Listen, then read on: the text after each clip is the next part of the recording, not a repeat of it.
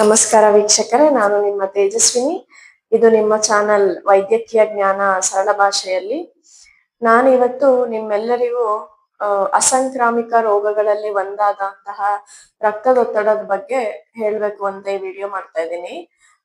ಇಂದಿನ ವಿಡಿಯೋಗಳಲ್ಲಿ ನಾನು ಕ್ಯಾನ್ಸರ್ನ ಬಗ್ಗೆ ವಿಡಿಯೋ ಮಾಡಿ ಹಾಕಿದ್ದೀನಿ. ನಾಲ್ಕು ವಿಡಿಯೋಗಳನ್ನ ಹಾಕಿದ್ದೀನಿ. ಅದು ಎಷ್ಟು ಮಟ್ಟಿಗೆ ನಮ್ಮ ಭಾರತದಲ್ಲಿ ಇದೆ, ಮತ್ತೆ ಯಾವ ರೀತಿ ಚಿಹ್ನೆಗಳನ್ನ ಬರುತ್ತೆ, ಯಾವ ಕಾರಣ ಕ್ಯಾನ್ಸರ್ ಎಲ್ಲ ಬರುತ್ತೆ, ನಾವು ಯಾವ ರೀತಿ ಜಾಗೃತೆ ವಹಿಸ್ಬೇಕು, ಅದನ್ನ ಯಾವ ರೀತಿ ತಡೆಗಟ್ಟಬಹುದು, ಇದು ಯಾವ ರೀತಿ ವಾಸಿ ಮಾಡುವಂತಹ ಕಾಯಿಲೆ ಆಗಿದೆ ಅಂತ ಎಲ್ಲ ನಾನು ಹಿಂದಿನ ವಿಡಿಯೋಗಳಲ್ಲಿ ನಿಮ್ಗೆ ತಿಳಿಸಿದೀನಿ. ಅದು ಕೂಡ ಒಂದು ಅಸಂಕ್ರಾಮಿಕ ರೋಗ ಆಗಿದೆ. ನೀವು ಆ ವಿಡಿಯೋ ನೋಡ್ಬೇಕಾದ್ರೆ ನನ್ನ ಯೂಟ್ಯೂಬ್ ಚಾನಲ್ ನಲ್ಲಿ ಸಬ್ಸ್ಕ್ರೈಬ್ ಆಗಿ ಆ ವಿಡಿಯೋನ ನೋಡ್ಬೋದು. ಅದು ಆಲ್ರೆಡಿ ಹಾಕಿದೀನಿ ನಾನು ಕ್ಯಾನ್ಸರ್ ಬಗ್ಗೆ. ಸೊ ಈ ಒಂದು ಅಸಂಕ್ರಾಮಿಕ ರೋಗಗಳಲ್ಲಿ ಇನ್ನೊಂದು ಕಾಯಿಲೆ ಯಾವುದು ಅಂತ ಆದ್ರೆ, ಕಾಮನ್ ಆಗಿ ನಾವು ಇತ್ತೀಚಿನ ದಿನ ಮನೆಗೊಬ್ರು ನೆಂಟ್ರು ಅನ್ನೋ ತರ ಮನೆಗೊಂದು ಕಾಯಿಲೆ ಇದು, ಮತ್ತೆ ರಕ್ತದೊತ್ತಡ ಮತ್ತೆ ಶುಗರ್ ಅನ್ನೋದು ಆಗ್ಬಿಟ್ಟಿದೆ ಈಗ ಅಲ್ವಾ. ತುಂಬಾ ಬರ್ಡನ್ ನೋಡ್ತಾ ಇದೀವಿ ನಾವು. ಪ್ರತಿಯೊಬ್ಬರ ಮನೆಯಲ್ಲೂ ಒಬ್ಬೊಬ್ರಿಗೋ ಇಬ್ಬಿಬ್ರಿಗೋ ಇದ್ದೇ ಇರುತ್ತೆ. ಯಾರ ಮನೆಯಲ್ಲೂ ಇಲ್ಲ, ಅದು ಒಂದ್ ಮನೇಲಿ ಯಾರಿಗೂ ಇಲ್ಲ ಅಂತ ಅಂದ್ರೆ ನಾವು ತುಂಬಾ ಖುಷಿ ಪಡ್ಬೇಕಾದ್ದು ಆ ವಿಷಯವನ್ನ. ಅಷ್ಟ್ರ ಮಟ್ಟಿಗೆ ಬಿ.ಪಿ ಶುಗರ್ ನಾವು ಕಾಮನ್ ಆಗ್ಬಿಟ್ಟಿದೆ ಈಗ ಅಲ್ವಾ. ಸೊ ಈ ಬಿ.ಪಿ ಶುಗರ್ ಯಾಕೆ ಬರುತ್ತೆ, ಹೆಂಗ್ ಬರುತ್ತೆ, ಅದನ್ನ ನಾವು ನಿಜವಾಗ್ಲೂ ತಡೆಗಟ್ಟಬಹುದಾ, ಯಾವ್ಯಾವ ಕಾರಣಗಳಿಂದ ಹೆಚ್ಚಾಗಿ ಬಿ.ಪಿ ಬರ್ತಾ ಇದೆ, ಶುಗರ್ ನಾನು ಸಪ್ರೇಟ್ ಆಗಿ ವಿಡಿಯೋ ಮಾಡಿ ಹಾಕ್ತೀನಿ. ಇವಾಗ ಬರೀ ಬಿ.ಪಿ ಬಗ್ಗೆ ಮಾತಾಡೋಣ. ಸೊ ಈ ಬಿ.ಪಿ ಯಾವ ರೀತಿ ಬರ್ತಾ ಇದೆ ಅನ್ನೋದ್ರ ಬಗ್ಗೆ ಒಂದ್ ಸ್ವಲ್ಪ ಮಾಹಿತಿ ನಿಮ್ಗೆ ಕೊಡ್ತೀನಿ. ಸೊ ನಾವು ಈ ಭಾರತದಲ್ಲಿ ಇತ್ತೀಚಿನ ದಿನಗಳಲ್ಲಿ ನಾನು ಮುಂಚೆ ಹೇಳ್ದಂಗೆ ತುಂಬಾ ನೋಡ್ತಾ ಇದೀವಿ ಬಿ.ಪಿ ಅನ್ನೋದು ಕಾಯಿಲೆ ಅಲ್ವಾ. ಸೊ ಈ 2025ನೇ ಇಸ್ವಿಯಲ್ಲಿ NFHS ಅಂತ ಒಂದು ಸರ್ವೆ ಮಾಡಿದ್ದಾರೆ, ಅಂದ್ರೆ ನ್ಯಾಷನಲ್ ಫ್ಯಾಮಿಲಿ ಹೆಲ್ತ್ ಸರ್ವೆ ಅಂತ. ಆ ಸರ್ವೆ ಪ್ರಕಾರ ನಮ್ಗೆ ಈ ಬಿ.ಪಿ ಇದು ಅಂದ್ರೆ ರಕ್ತದೊತ್ತಡದ ತೀವ್ರತೆ ನಮ್ಮ ಭಾರತದಲ್ಲಿ ಎಷ್ಟು ಮಟ್ಟಿಗೆ ಇದೆ ಅಂತಂದ್ರೆ, ಮುಂಚೆ 22%, 28% ಆತರ ಎಲ್ಲ ಇತ್ತು. ಇವಾಗ 30% ಅಷ್ಟು ತೀವ್ರತೆ ಜಾಸ್ತಿ ಆಗಿದೆ. ಅಂದ್ರೆ 100 ಜನರಲ್ಲಿ 30 ಜನಕ್ಕೆ ಖಂಡಿತ ಬಿ.ಪಿ ಇರುತ್ತೆ ಅಂತ ಹೇಳಲಾಗಿದೆ ಆ ಸರ್ವೆ ಪ್ರಕಾರ. ಸೊ ಈ 30% ಅಲ್ಲಿ ತುಂಬಾ ಹೆಚ್ಚಿಗೆ ಜಾಸ್ತಿ ಯಾರಿಗೆ ಕಾಣಿಸ್ಕೊಳ್ತಾ ಇದೆ ಅಂತಂದ್ರೆ, ಗಂಡಸರಿಗೆ ಅಥವಾ ಗಂಡ್ ಮಕ್ಳಿಗೆ ಅಂತ ಹೇಳ್ಬೋದು. ಮಹಿಳೆಯರಿಗಿಂತ ಕಂಪೇರ್ ಮಾಡಿದ್ರೆ ಗಂಡಸರಲ್ಲಿ ಹೆಚ್ಚಾಗಿ ಕಾಣಿಸ್ಕೊಳ್ತಾ ಇದೆ ಅಂತ. ಸೊ ಈ ಬಿ.ಪಿ ಯಾಕೆ ಬರುತ್ತೆ, ನಾವು ಅದು ಒಂದು ಮುಖ್ಯ ಕಾರಣಗಳೇನು ಅಂತ ನಾವು ಮುಖ್ಯವಾಗಿ ತಿಳ್ಕೊಳ್ಬೇಕು. ಸೊ ಈ ಮುಖ್ಯ ಕಾರಣಗಳಲ್ಲಿ ನಾವು 2 ರೀತಿ ಕಾರಣಗಳನ್ನ ಡಿವೈಡ್ ಮಾಡ್ತೀವಿ. ಒಂದು ಮಾಡಿಫೈಯಬಲ್ ಫ್ಯಾಕ್ಟರ್ಸ್, ಮತ್ತೆ ಇನ್ನೊಂದು ಬಂದು ನಾನ್ ಮಾಡಿಫೈಯಬಲ್ ಫ್ಯಾಕ್ಟರ್ಸ್ ಅಂತ. ಅಂದ್ರೆ ಏನ್ ಈ ಮಾಡಿಫೈಯಬಲ್ ಫ್ಯಾಕ್ಟರ್ಸ್ ಅಂದ್ರೆ, ಬದಲಾಯಿಸಬಹುದಾದ ಕಾರಣಗಳು ಅಥವಾ ತಡೆಯಬಹುದಾದ ಕಾರಣಗಳು, ಮತ್ತೆ ಇನ್ನೊಂದು ತಡೆಯಲಾಗದ ಕಾರಣಗಳು ಅಥವಾ ಬದಲಾಯಿಸಕ್ಕಾಗದೆ ಇರುವಂತಹ ಕಾರಣಗಳಿಂದ ಈ ಒಂದು ಬಿ.ಪಿ ಬರ್ತಾ ಇದೆ. ಹಾಗಾದ್ರೆ ಈ ಬದಲಾಯಿಸ್ಕೊಳ್ಬಹುದಾದಂತ ಕಾರಣಗಳಿದೆಯಾ? ನಮ್ ಕೈಯಲ್ಲೇ ಬದಲಾಯಿಸ್ಕೋಬಹುದು. ಅದನ್ನ ನೀವು ಬದಲಾಯಿಸ್ಕೊಂಡಿದೀರಾ ಅಂತಂದ್ರೆ ಖಂಡಿತ ಆ ಒಂದು ಕಾರಣದಿಂದ ನಿಮಗೆ ಬಿ.ಪಿ ಬರಲ್ಲ. ಅಂತಹ ಕಾರಣಗಳಿಂದ ಕೂಡ ನಮಗ್ ಬಿ.ಪಿ ಬರ್ತಾ ಇದೆಯಾ ಅಂದ್ರೆ, ನಾವು ಎಷ್ಟು ಅಜಾಗರೂಕತೆಯಿಂದ ಇದೀವಿ ಅಲ್ವಾ, ಎಷ್ಟು ಬೇಜವಾಬ್ದಾರಿಯಿಂದ ನಮ್ಮ ಆರೋಗ್ಯನ ನಾವು ನೋಡ್ಕೊತಾ ಇದೀವಿ. ಆ ಒಂದು ಕಾರಣಗಳು ಮುಖ್ಯವಾಗಿ ನಾವು ತಿಳ್ಕೊಬೇಕು. ಯಾವುದು ಈ ಬದಲಾಯಿಸಬಹುದಾದಂತಹ ಕಾರಣಗಳು, ಈ ಕಾರಣಗಳಿಂದ ಹೆಚ್ಚು ಪರ್ಸೆಂಟೇಜ್ ಬಿ.ಪಿ ಬರ್ತಾ ಇರೋದು. ಇವಾಗ 100% ಅಲ್ಲಿ ಹತ್ರ 70% ಅಷ್ಟು ಬಿ.ಪಿ ಕೇಸ್ಗಳು ಈ ಮಾಡಿಫೈಯಬಲ್ ಫ್ಯಾಕ್ಟರ್ಸ್ ಇಂದಾನೆ ಬರ್ತಾ ಇದೆ.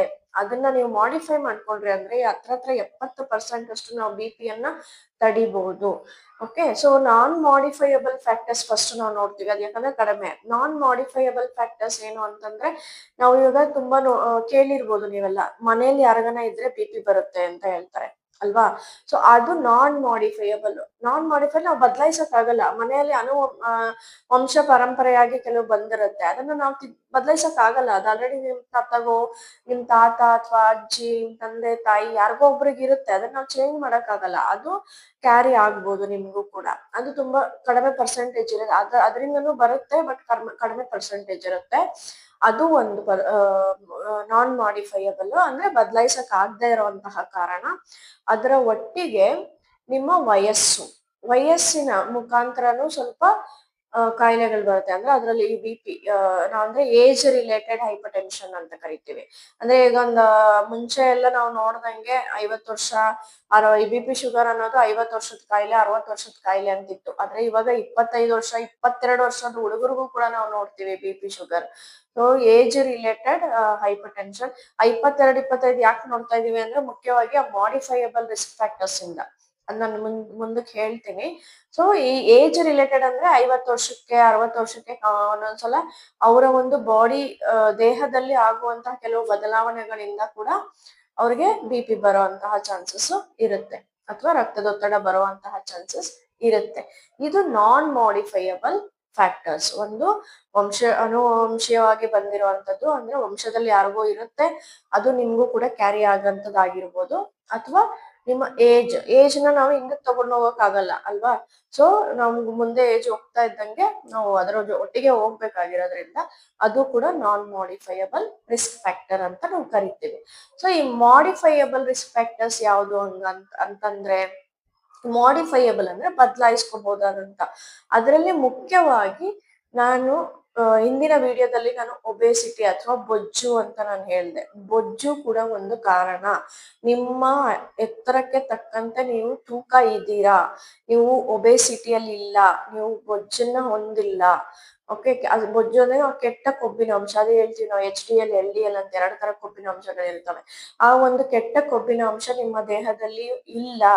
ಓಕೆ, ಸೊ ಆದ್ರಿಂದ ನೀವು ಆರಾಮಾಗಿರ್ಬೋದು. ಅಥವಾ ಕೆಟ್ಟ ಕೊಬ್ಬಿನ ಅಂಶ ನಿಮ್ಮ ದೇಹದಲ್ಲಿ ಇತ್ತು, ತುಂಬಾ ಮಟ್ಟಿಗೆ ಶೇಖರಣೆ ಆಗಿತ್ತು ಅಂದ್ರೆ ನಾವು ಆಬ್ವಿಯಸ್ಲಿ ಏನ್ ನೋಡ್ಬೋದು, ಒಬೇಸಿಟಿ ನೋಡ್ಬೋದು, ಅಥವಾ ಬೊಜ್ಜು ಬರುತ್ತೆ ಅಲ್ವಾ. ಆ ಬೊಜ್ಜು ಕಾರಣದಿಂದ ಕೂಡ ನಮ್ಗೆ BP ಬರುತ್ತೆ.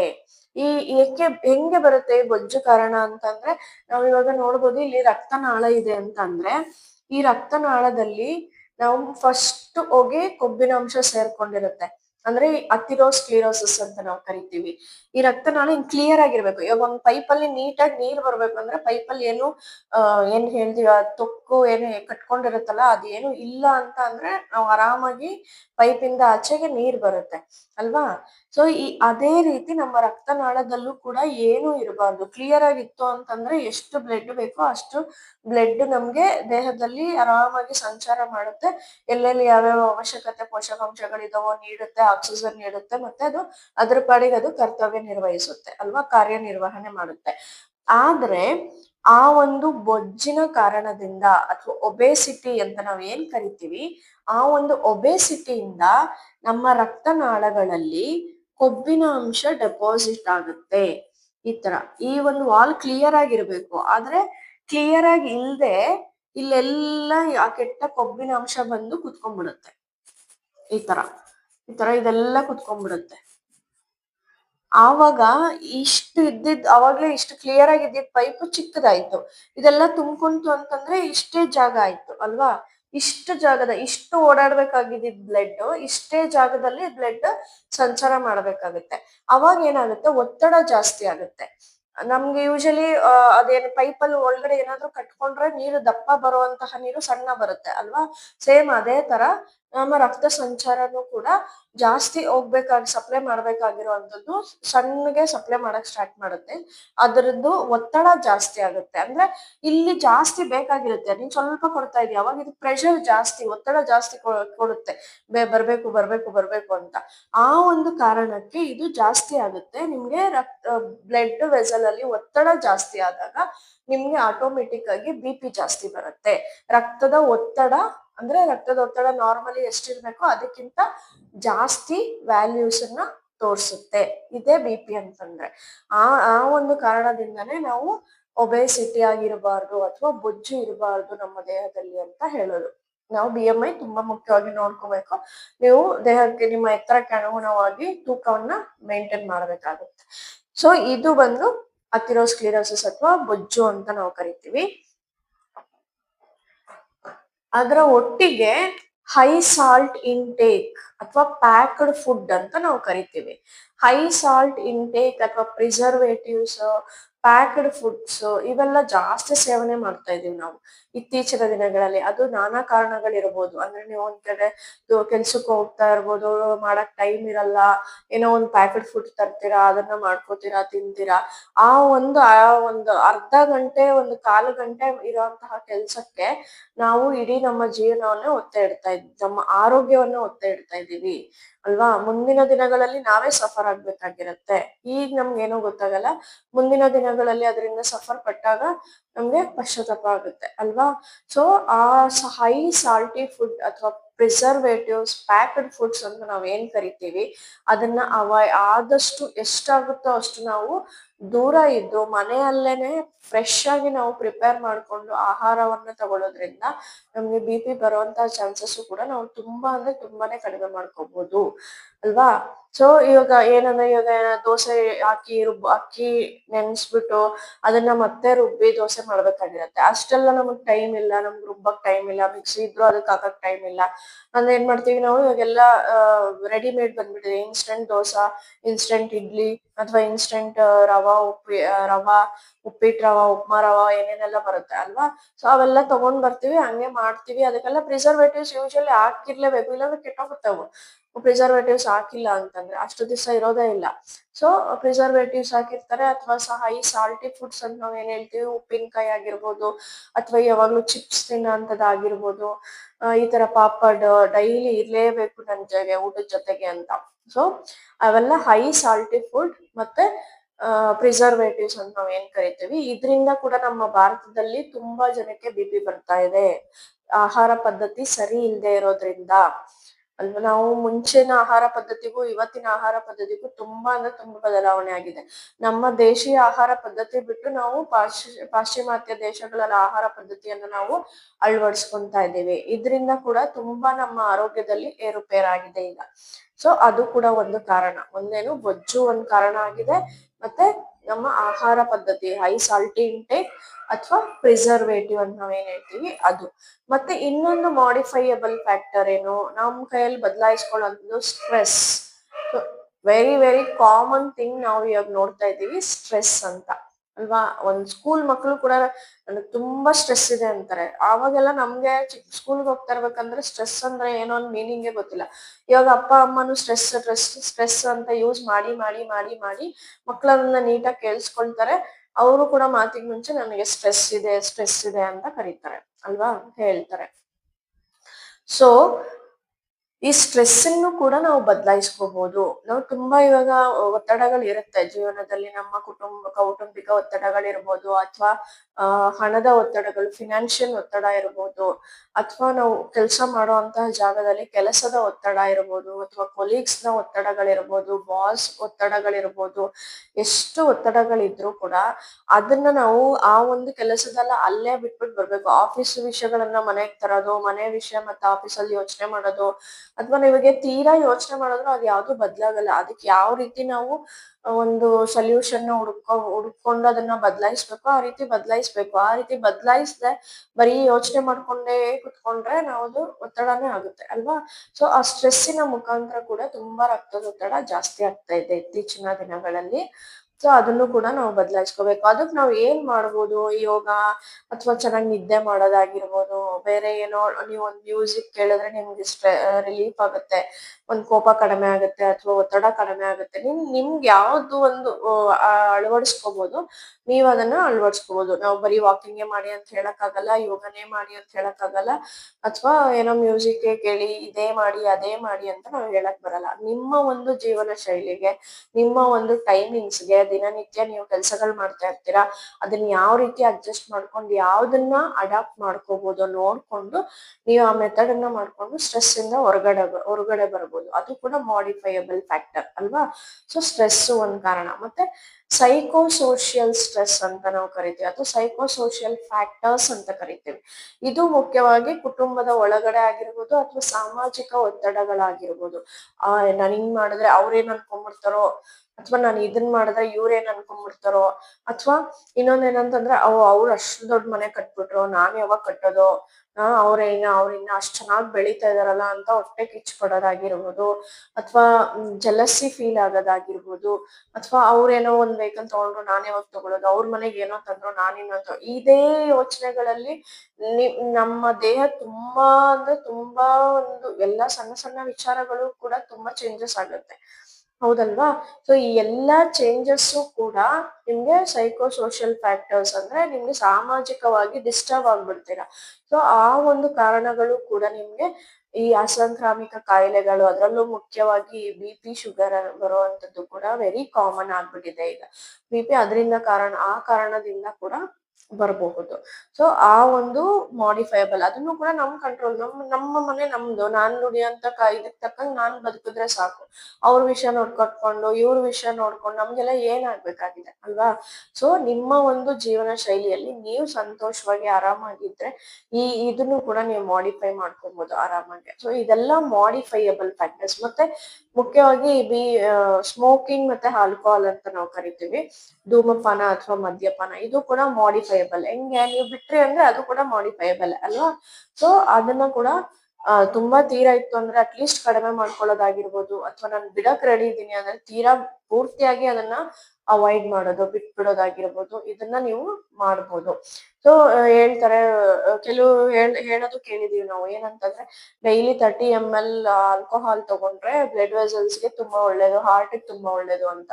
ಅದು ಕೆಲವು ಕ್ವಾಲಿಟಿ ಪ್ರಾಡಕ್ಟ್ ಇರುತ್ತೆ, ಮತ್ತೆ 30 ml ಅಷ್ಟೇ ತಗೊಬೇಕು ಅಂತ ಇರುತ್ತೆ. 30 ml ತಗೊಳ್ಳಿ, ಯಾವ್ದು ಒಳ್ಳೇದು ಅಂತ ನಾವ್ ಹೇಳ್ಬಿಟ್ರೆ ಅದು 30 ml ತಗೊಳ್ಳೋ ಬದಲು 90 ml 120 ml 2 ಬಾಟಲ್ 3 ಬಾಟಲ್ ಕುಡಿಯೋದು ಅಭ್ಯಾಸ ಮಾಡ್ಕೊಂಡ್ಬಿಡ್ತಾರೆ ಅಲ್ವಾ? ಹಂಗ್ ಮಾಡ್ಕೋಬಾರ್ದು. ಸೊ ಅದು ವಾತಾವರಣಕ್ಕೆ ತಕ್ಕಂತೆ, ಇವಾಗ ಕೆಲವು ತೀರಾ ಚಳಿ ಇರೋ ಕಡೆ ತಗೋತಾರೆ, ಅದು ಕಾಮನ್, ಅದು ನಾರ್ಮಲ್ ಆಗಿರುತ್ತೆ, ಅದು ಹೆಲ್ತಿ ಹ್ಯಾಬಿಟ್ ಅಂತ ಕರಿತೀವಿ. ಅದು ಅಕೇಶನಲಿ ಇರ್ಬೇಕೇ ಹೊರತು ಯಾವಾಗ್ಲೂ ಹ್ಯಾಬಿಟ್ ಆಗ್ಬಾರ್ದು ಅಲ್ವಾ? ಅದನ್ನ ಬಿಟ್ಬಿಡ್ತೀವಿ ಅಂತಂದ್ರೆ ಆರಾಮಾಗಿ ಬಿಟ್ಬಿಟ್ಟು ಕೂಡ ನಾವು ಮಾಡಿಫೈ ಮಾಡ್ಕೋಬಹುದು. ಸೊ ಇವೆಲ್ಲ ಮಾಡಿಫೈಯಬಲ್ ಫ್ಯಾಕ್ಟರ್ಸ್ ಮತ್ತೆ ನಾನ್ ಮಾಡಿಫೈಯಬಲ್ ಫ್ಯಾಕ್ಟರ್ಸ್ ಅಂತ ನಾವು ಕರಿತೀವಿ. ಎಸ್ಪೆಷಲಿ ಮುಖ್ಯವಾಗಿ BP ಈ ಒಂದು ಕಾರಣಗಳಿಂದ ನಾವು ಇತ್ತೀಚಿನ ದಿನಗಳಲ್ಲಿ ನೋಡ್ತಾ ಇದ್ದೀವಿ. ಮತ್ತೆ ವಯಸ್ಸು ಇದಕ್ಕೆ ನಾನು ಮುಂಚೆ ಹೇಳ್ದಂಗೆ, ಮುಂಚೆ 50 ವರ್ಷ 60 ವರ್ಷ ಆ ತರ ಒಂದು ಜನರಿಗೆ ಬರ್ತಾ ಇತ್ತು, ಆ ಒಂದು ವಯಸ್ಸಿನ ಜನರಿಗೆ ನಾವು ಕೆಲವೊಬ್ರಿಗಷ್ಟೇ BP ನೋಡ್ತಾ ಇದ್ವಿ. ಆದ್ರೆ ಇತ್ತೀಚಿನ ದಿನಗಳಲ್ಲಿ 25 ವರ್ಷ 22 ವರ್ಷ 26 ವರ್ಷ ಯುವಕರಿಗೂ ಕೂಡ BP ಇದೆ. ನಾನು ಮುಂಚೆ ಹಾಸ್ಪಿಟಲ್ ಅಲ್ಲಿ ವರ್ಕ್ ಮಾಡುವಾಗ ನಾನೇ ನೋಡಿದೀನಿ ಫೀಲ್ಡ್ ಅಲ್ಲಿ, ಅಂದ್ರೆ ಹಳ್ಳಿಗಳಲ್ಲಿ ಕೂಡ ವರ್ಕ್ ಮಾಡಿದಾಗ ಅಲ್ಲಿ ಮನೆ ಹತ್ರ ಹೋಗಿ BP ಚೆಕ್ ಮಾಡಿದಾಗ 25 ವರ್ಷ 26 ವರ್ಷ ಹುಡುಗರು ಕೂಡ ಟ್ಯಾಬ್ಲೆಟ್ಸ್ ಅಲ್ಲಿ ಇರೋದು, BP ಟ್ಯಾಬ್ಲೆಟ್ ತಗೋತಾ ಇರೋದು, ಅಥವಾ BP ಜಾಸ್ತಿ ಇರೋದನ್ನ ಕೂಡ ನಾವು ನೋಡಿರ್ತೀವಿ. ಸೊ ಏಜ್ ಈಗ ನಾವು 50 ವರ್ಷಕ್ಕೆ ಬರುತ್ತೆ ಅಂತ ಹೇಳಕ್ಕಾಗಲ್ಲ. ಯಾವ ವಯಸ್ಸಿನ ಯುವಕರಿಗೂ ಕೂಡ ಈ BP ಬರ್ಬೋದು. ಯಾಕೆ ಅಂತಂದ್ರೆ ನಾನು ಅವಾಗ್ಲೇ ಹೇಳದ್ನಲ್ಲ, ಮಾಡಿಫೈಯಬಲ್ ಫ್ಯಾಕ್ಟರ್ಸ್, ಅದು ಮುಖ್ಯವಾಗಿ ಯುವಕರಲ್ಲಿ ಕಾರಣ ಆಗ್ತಾ ಇದೆ. ಅಂದ್ರೆ ಅವ್ರಿಗೆ ಟೈಮ್ ಇರಲ್ಲ, ಎಲ್ಲೆಲ್ಲೋ ಕೆಲ್ಸಗಳಿಗೆ ಹೋಗಿರ್ತಾರೆ, ಎಲ್ಲೆಲ್ಲೋ ಓದಕ್ ಹೋಗಿರ್ತಾರೆ. ಸೊ ಬೇಕಾಗಿದ್ದನ್ನ ತಗೊಂಡ್ ತಿಂತಾರೆ, ಅದು ಹೈಜೀನ್ ಇದೆಯಾ, ಅದ್ ಆರೋಗ್ಯಕ್ಕೆ ಒಳ್ಳೇದಾ ಇಲ್ವಾ ಏನೂ ನೋಡಲ್ಲ ಇತ್ತೀಚಿನ ದಿನಗಳಲ್ಲಿ ಅಲ್ವಾ? ಹೆಂಗಂದ್ರೆ ಅಂದ್ರೆ ಅದು ಆಹಾರ ಪದ್ಧತಿಯನ್ನ ಅಳವಡಿಸ್ಕೊತಾರೆ. ಈ ಡ್ರಿಂಕಿಂಗ್ ಆಗಿರ್ಬೋದು, ಸ್ಮೋಕಿಂಗ್, ಆಲ್ಕೋಹಾಲ್ ಡ್ರಿಂಕ್ ಅದೆಲ್ಲ ತುಂಬಾ ಅಂದ್ರೆ ತುಂಬಾ ಬಳಸ್ಕೊಂಡ್ಬಿಡ್ತಾರೆ. ಅದೆಲ್ಲನೂ ಕಾರಣಗಳಿಂದ ಈಗ ವಯಸ್ಸಿನ ನಾವು ನೋಡೋದೇ ಇಲ್ಲ, BP ಯಾರಿಗ್ ಬೇಕಾದ್ರೂ ಬರುವಂತ ಸನ್ನಿವೇಶ ಬಂದ್ಬಿಟ್ಟಿದೆ. ಸೊ ಇದೆಲ್ಲ ಮುಖ್ಯವಾಗಿ ನೀವು ತಿಳ್ಕೊಂಡು ನಾವು ಮಾಡಿಫೈಯಬಲ್ ಫ್ಯಾಕ್ಟರ್ಸ್ ನ ಕಂಟ್ರೋಲ್ ಮಾಡಿದ್ರೆ ನಾವು BP ಬರ್ದೇ ಇರೋ ತರ ಆರಾಮಾಗಿ ತಡೆಗಟ್ಬೋದು. ಸೊ ಮುಂದಿನ ವಿಡಿಯೋಗಳಲ್ಲಿ ನಾನು ಅದಕ್ಕೆ ಚಿಹ್ನೆಗಳು ಏನಿರುತ್ತೆ, ಮತ್ತೆ ನೀವು BP ನೋಡ್ಸಕ್ ಹೋದಾಗ ಡಾಕ್ಟರ್ ಹತ್ರ ಯಾವ ರೀತಿ ಪ್ರಿಕಾಷನ್ ನ ತಗೊಂಡು ಹೋಗ್ಬೇಕು, ಅಂದ್ರೆ ನೀವು ಏನೆಲ್ಲ ಮಾಡ್ಕೊಂಡು ಹೋಗಿರ್ಬೇಕು, ಅದು ಕೆಲವೆಲ್ಲ ತುಂಬಾ ಮುಖ್ಯವಾದ, ಅವೆಲ್ಲ ಸಣ್ಣ ಸಣ್ಣ ಅಂಶಗಳೇ ಇರ್ಬೋದು, ಆದ್ರೆ ಅದೆಲ್ಲದ್ರಿಂದನೂ BP ಜಾಸ್ತಿ ತೋರ್ಸೋಂತ ಕಾರಣಗಳು ಇದ್ಬಿಟ್ಟಿರುತ್ತೆ. ನೀವು BP ನಾರ್ಮಲ್ ಬರ್ಬೇಕಂತಂದ್ರೆ ನೀವು ಏನೆಲ್ಲ ಸ್ವಲ್ಪ ಗಮನದಲ್ಲಿ ಇಟ್ಕೊಂಡು ಹೋಗ್ಬೇಕು ಹಾಸ್ಪಿಟಲ್ಗೆ ಅಂತ ನಾನು ಮುಂದಿನ ವಿಡಿಯೋದಲ್ಲಿ ನಿಮ್ಗೆ ತಿಳಿಸ್ಕೊಡ್ತೀನಿ. ಅದಕ್ಕೆ ಮಾತ್ರೆಗಳು ತಗೋಬೇಕಾ, ಯಾವ ರೀತಿ ತಗೋಬೇಕು, ಯಾವ ರೀತಿ ನೀವು ವೈದ್ಯರನ್ನ ಭೇಟಿ ಮಾಡ್ಬೇಕು, ಎಷ್ಟು ನಿಮ್ಗೆ BP ಇದ್ರೆ ನೀವು ವೈದ್ಯರನ್ನ ಸಂಪರ್ಕ ಮಾಡ್ಬೇಕು ಅನ್ನೋದನ್ನೆಲ್ಲ ಮುಂದಿನ ವಿಡಿಯೋಗಳಲ್ಲಿ ನಾನು ತಿಳಿಸ್ಕೊಡ್ತೀನಿ. ಈಗ ಯಾವ್ಯಾವ ಕಾರಣಗಳಿಂದ ಬಿ-ಪಿ ಬರುತ್ತೆ ಮತ್ತೆ ಹೇಗೆ ಬಿ-ಪಿ ಬರುತ್ತೆ ಅಂತ ನೋಡಿದ್ವಿ. ಸೊ ನಾರ್ಮಲ್ ಎಷ್ಟು ಅನ್ನೋದನ್ನು ಕೂಡ ನಾನು ಇಲ್ಲೇ ಹೇಳ್ಬಿಡ್ತೀನಿ. ಸೊ ನಾರ್ಮಲ್ ಬಿ-ಪಿ ಬಂದ್ಬಿಟ್ಟು 120ರಿಂದ 70 ಅಥವಾ 80 ಅಂತ ನಾವು ತಗೊಂತೀವಿ. 120/70 ಅಥವಾ 120/80 ಇದು ನಾರ್ಮಲ್ ಬಿ-ಪಿ ಅಂತ ನಾವು ಕರಿತೀವಿ. ಇದನ್ನ ಒಬ್ಬೊಬ್ರಿಗೆ 130 ಕೂಡ ಬರುತ್ತೆ. ಇದು ಕೂಡ ಏನ್ ತೊಂದ್ರೆ ಇಲ್ಲ, ನಾರ್ಮಲ್ ಅಂತಾನ ನಾವು ತಗೊಬಹುದು. 140ಕ್ ಮೇಲೆ ಮತ್ತೆ ಇಲ್ಲಿ ಕೆಳಗಡೆ 80ಕ್ ಮೇಲೆ ಯಾರಿಗಾರು ಬರ್ತಾ ಇದ್ರೆ ಅವ್ರದ್ದು ಬಾರ್ಡರ್ ಲೈನ್ ಅಂತ ನಾವು ತಗೋತೀವಿ. ಅದನ್ನ ನಾನು ಮುಂದಿನ ವಿಡಿಯೋಗಳಲ್ಲಿ ತಿಳಿಸ್ಕೊಡ್ತೀನಿ. ಸೊ ನಿಮ್ಗೆ 130 70 ಇತ್ತು ಅಥವಾ 80 ಇತ್ತು ಅಥವಾ 120 80 ಇತ್ತು, ಅದೆಲ್ಲ ನಾರ್ಮಲ್, ನೀವೇನು ತೊಂದ್ರೆ ತಗೊಳ್ಬೇಕಾಗಿರೋ ಅವಶ್ಯಕತೆ ಇಲ್ಲ. ಮತ್ತೆ ನೀವು ಬಿ-ಪಿ ಚೆಕ್ ಮಾಡಿಸ್ಕೊಳಕ್ ಹೋದಾಗ ಯಾವ ಸಿಂಪಲ್ ಥಿಂಗ್ಸ್ಗೂ ಕೂಡ ಬಿ-ಪಿ ಜಾಸ್ತಿ ಬಂದ್ಬಿಡುತ್ತೆ. ಅದೆಲ್ಲ ಯಾವ ರೀತಿ ಅವಾಯ್ಡ್ ಮಾಡ್ಬೇಕು ಅನ್ನೋದನ್ನು ಕೂಡ ಮುಂದಿನ ವಿಡಿಯೋಗಳಲ್ಲಿ ನಾನು ತಿಳಿಸ್ಕೊಡ್ತೀನಿ. ಧನ್ಯವಾದಗಳು.